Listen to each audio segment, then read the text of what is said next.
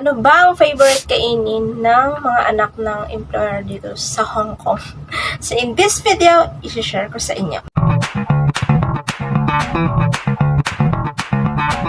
Today's video, i-share ko lang sa iyo kung ano bang favorite na kainin ng alaga ko dito. Yung gusto niya talaga is chicken wings. Yun, yung chicken wings na yun, talaga yung favorite niyang kainin, which is, niluluto ko yun once a week. Second na gusto niyang kainin is udon. Ang udon is a Japanese noodles yun. So, masarap din yun. Niluluto ko din yun sa kanya. Next, yung beef na ginagawa ni Grandma. Yung may potato, tomato, carrots, yun. Favorite niya din yun.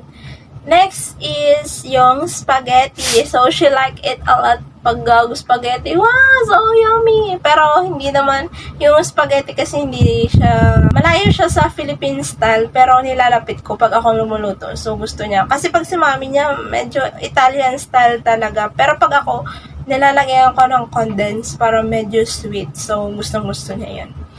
And, she like broccoli. So, yun, yung broccoli, like niya din na isama sa lahat ng nabanggit ko sa chicken, sa udong, sa spaghettis, beef. So, lahat yun.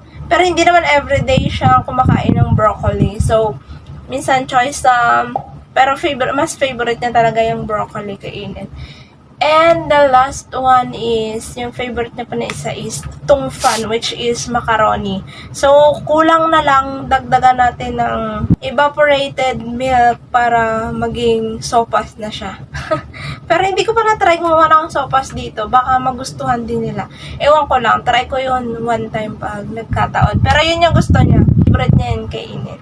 So, sana nagkaroon kayo ng idea and nagustuhan niyo yung video na to.